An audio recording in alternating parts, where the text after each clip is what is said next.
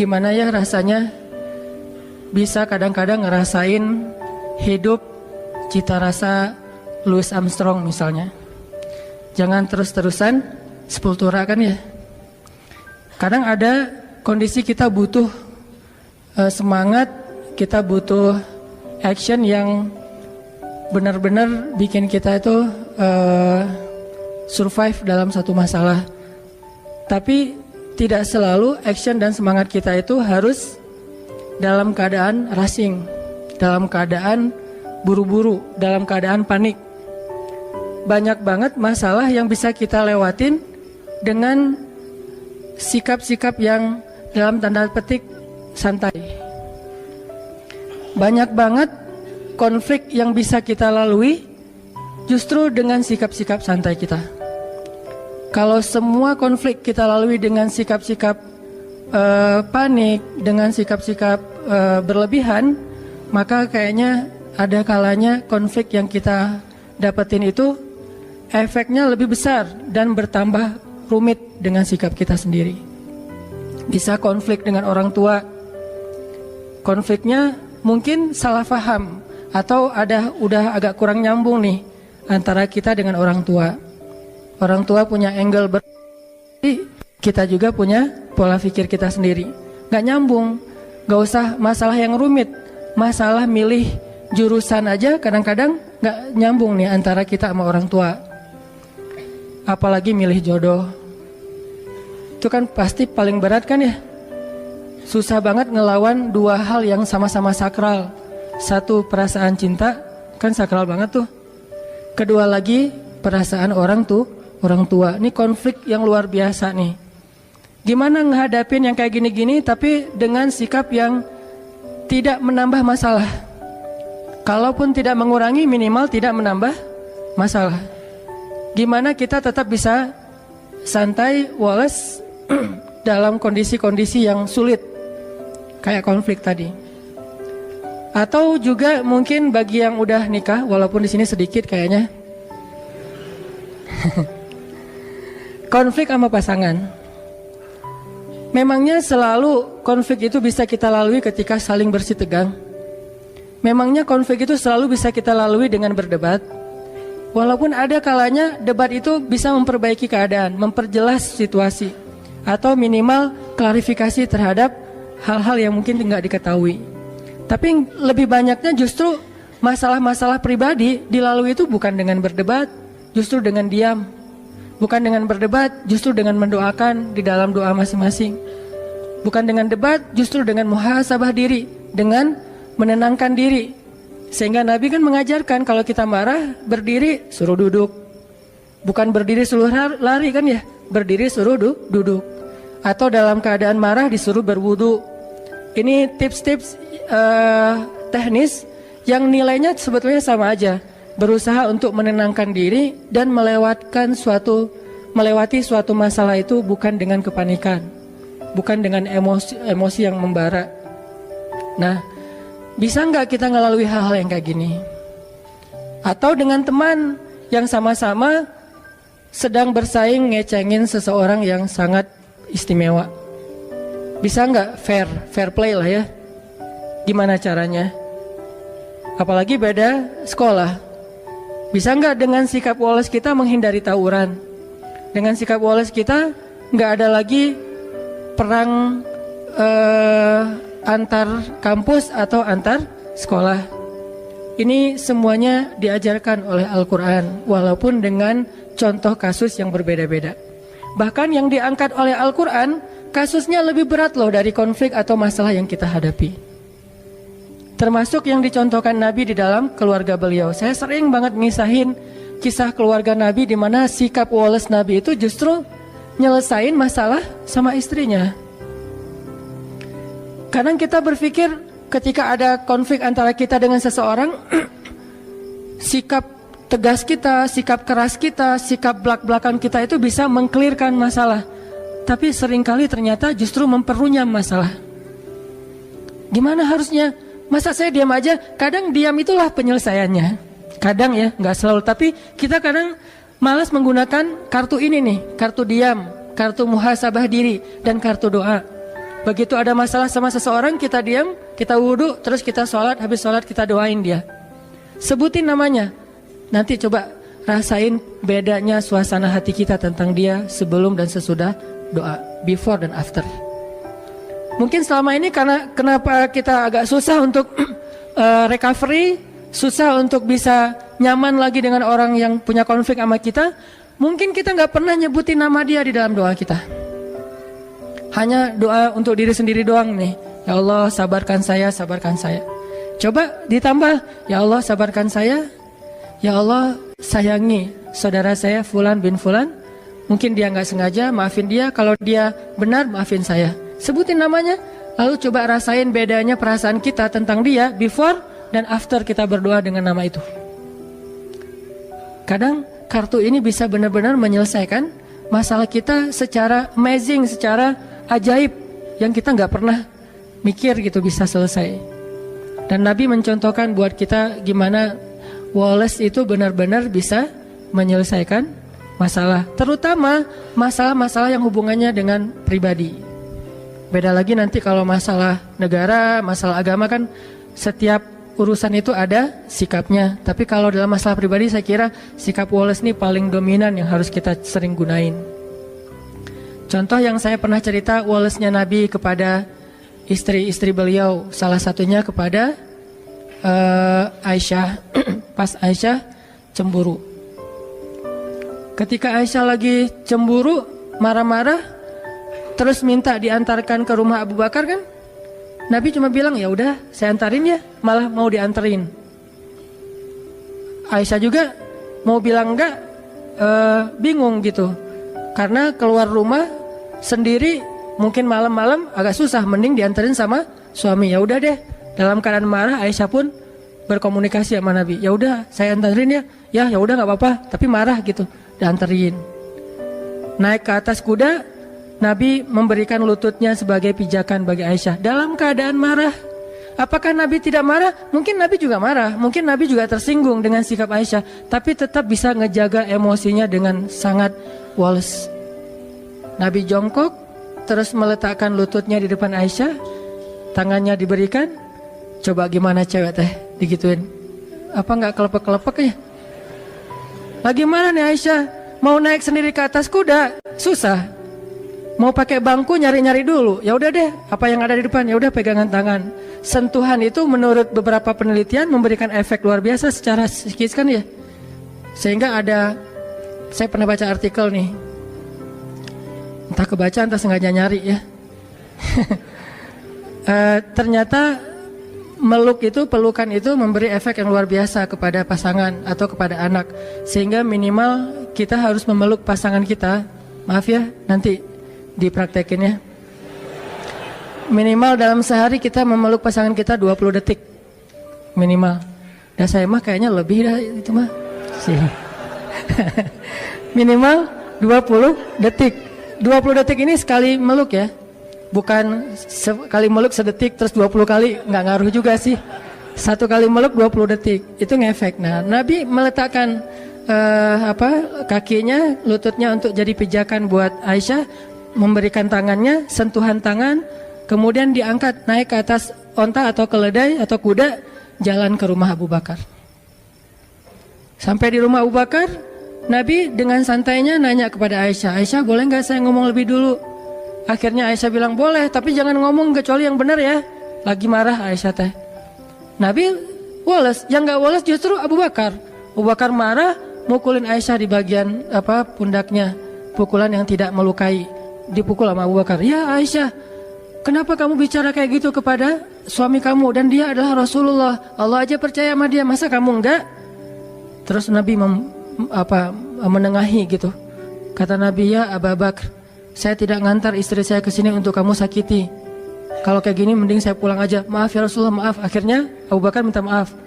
Rasulullah lihat ke belakang, tuh Aisyah, kan aku belain kamu kan? Akhirnya Aisyah, ya deh gitu, udah. Coba, Nabi menyelesaikan masalah dengan pasangannya, bukan dengan Aisyah, bukan. Ya udah, aku anterin deh. Ini kayaknya kita harus belajar nih akhlak kayak gini. Dan saya juga masih belajar. Kalau teman-teman nggak apa-apa kalau nggak belajar, karena juga nggak tahu praktekin ke siapa kan. Nanti aja deh belajarnya. Sekarang dengerin aja dulu. Susah nih hilang dari tema ini. Tuh Wallace menyelesaikan masalah. Gimana caranya hidup dengan cita rasa Louis Armstrong tadi misalnya, dalam tanda petik gitu. Walaupun kadang butuh cita rasa sepultura gitu, ketika kita lagi dalam keadaan semangat pengen sukses apa segala macam, butuh rushing kayak gitu. Tapi ini dalam kondisi yang sulit, dalam kondisi yang tertekan, dalam kondisi konflik, kadang memang Louis Armstrong itu menjadi cara buat kita menyelesaikan masalah. Ibarat orang lagi sakit kepala, kadang bukan minum obat yang pahit obatnya, tapi tidur. Dia tidur, selesai. Ketika orang lapar, kadang-kadang bukan makan nasi, tetapi ketemu teman bisa hilang laparnya, teman TTM.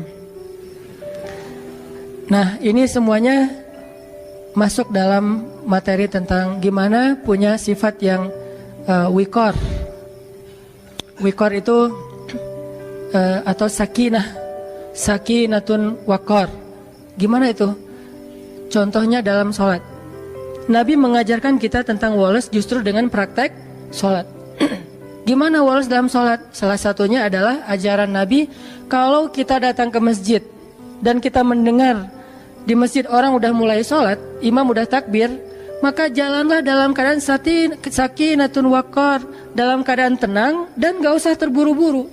Di situ diajarkan. Padahal kita mau menghadap Allah, padahal kita akan kehilangan banyak keistimewaan takbiratul ihram bareng dengan imam, shaf pertama, banyak kebaikan yang kita akan kehilangan. Tapi tetap aja ada toleransi dari Allah melalui Rasulullah. Udah aja santai dah, gak usah terlalu diburu-buru. Daripada kita lari terus ngos-ngosan takbir, baca doanya juga gak khusyuk.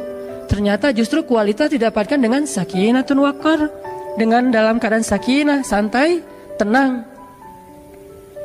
Udah datang ke masjid santai, tenang. Sehingga ketika ada seorang sahabat keliru dalam bab ini, gak salah tapi keliru, Nabi menasihati dia kan. Dia masuk ke gerbang masjid, ke pintu masjid, dia ngelihat Nabi dan sahabat sudah ruku. Akhirnya dia takbir di pintu masjid, dia ruku di pintu masjid, dia jalan sambil ruku ke arah shaf. Kan ada yang kayak gitu, Bakroh bin siapa gitu. Selesai sholat dia curhat, Rasul saya tadi sholatnya lucu loh, model baru gitu. Saya nyebutnya tutorial sholat ala Bakroh. Gimana tutorial sholat ala kamu? Saya sholatnya tadi rukunya di pintu masjid, terus sambil ruku sambil jalan, karena takut ketinggalan rakaat pertama. Ini juga dalil bagi sebagian ulama bahwa ruku itu masuk dalam rakaat pertama. Tapi sebagian yang lain berpendapat berbeda. Masing-masing punya mazhab lah, kita respect dengan semua mazhab.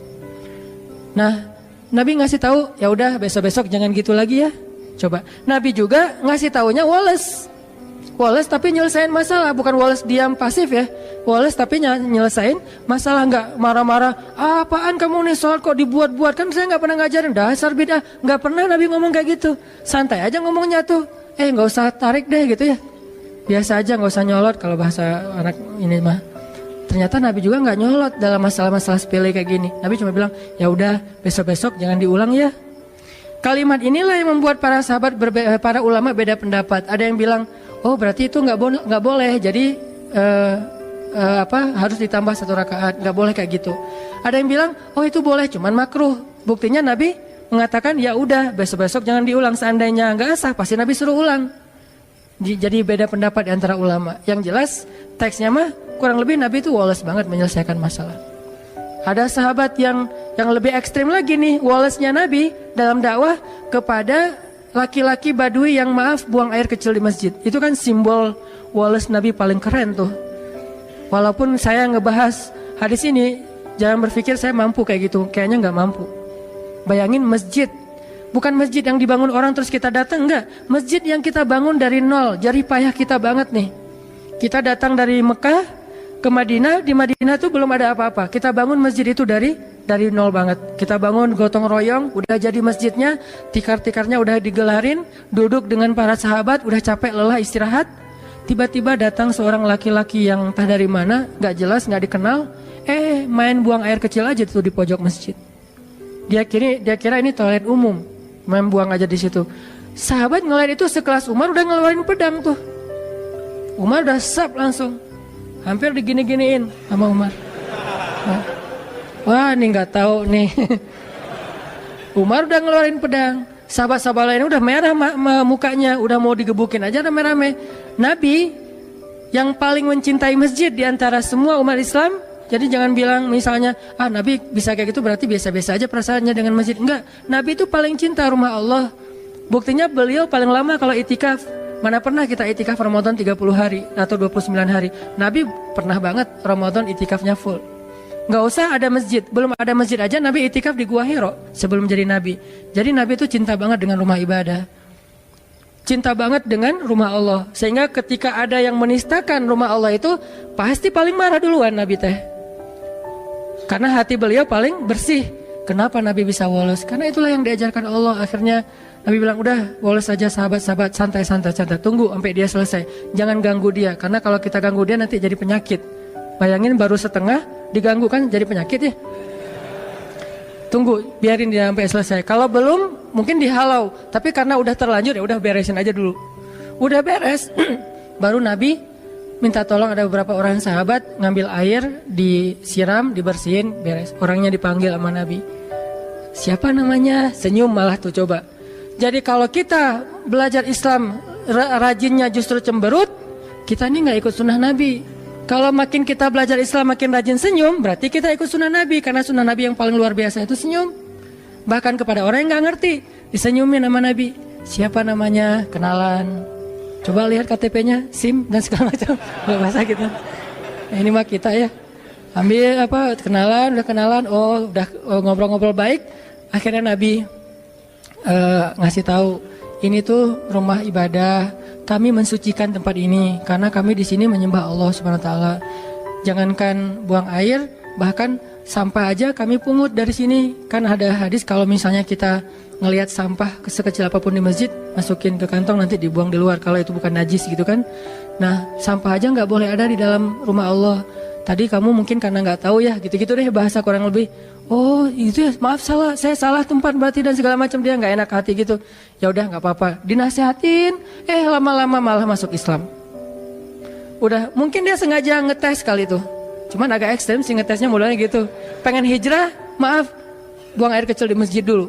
Kalau masjidnya woles, dia hijrah. Kalau masjidnya nggak woles, dia nggak jadi hijrah tuh. Akhirnya dia masuk Islam. Udah gitu dia doa, ya Allah rahmatilah saya dan rahmatilah Muhammad, yang lain jangan. Doanya gitu-gitu amat. Saya dan Muhammad doang, yang lain jangan. Sebel dia sama yang lain. Yang lain makin, apaan sih doa juga.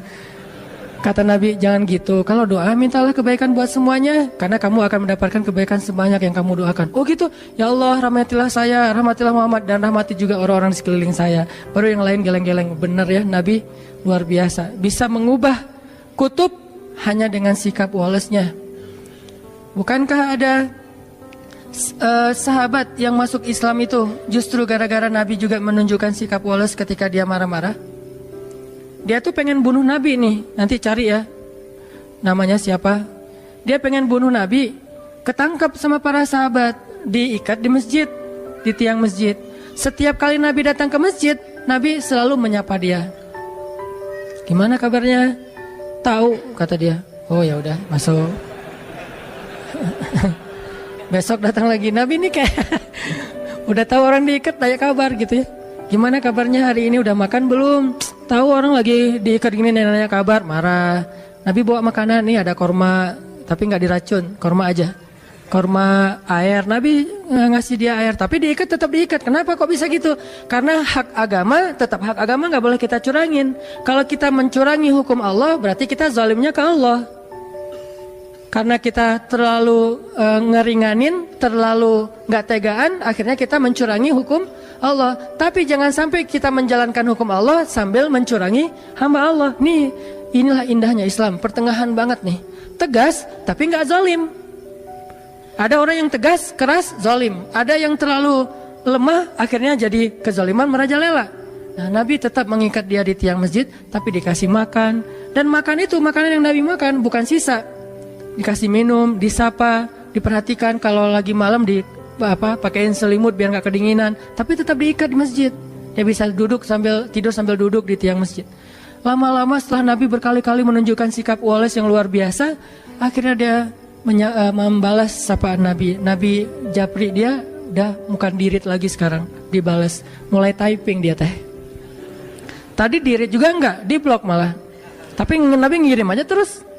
Nah kita kadang-kadang ngedakwahin teman kita dengan perasaan bukan kita udah lebih baik dari dia ya. Gak boleh sama sekali kita berpikir kayak gitu. Karena kita sadar kadang kalau dia nanti udah dapat hidayah Allah, bisa jadi dia akan nyalip kita di tengah jalan, lebih soleh dari kita. Lagi pula kan kita nggak tahu akhir hidup kita itu akan baik atau buruk. Nauzubillah, mudah-mudahan kita tetap dapat husnul khotimah. Bisa aja dia yang kita lihat kayak sekarang biasa-biasa aja, ntar akhir hayatnya malah dapat hidayah dan masuk surga. Banyak banget kisah-kisah kayak gitu. Kita ngedakwahin teman kita karena kita sayang sama dia. Kayak dulu kita ngajak dia malam keluar, malam nongkrong karena kita dekat sama dia soulmate kita banget, teman kita, sobat kita banget. Sekarang kita juga ngajak dia untuk belajar Islam bareng, ngajak sholat bareng karena dia teman kita. Sebagaimana dulu kita ngajak dia kepada hal yang kita senangi, sekarang juga kita mengajak dia kepada hal yang kita senangi dan insya Allah baik. Bukan karena merasa lebih baik. Kalau disikapin kayak tadi tuh, nah di situ belajar nih. Saya juga masih belajar banget gimana bisa Wallace. Nggak gampang emang, karena ini urusannya emosi kan, perasaan.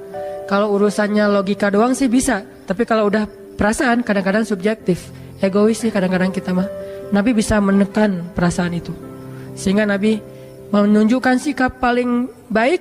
Akhirnya orangnya membalas. Ketika Nabi bilang, gimana kabarnya hari ini? Baik Muhammad. Udah lembut ucapannya.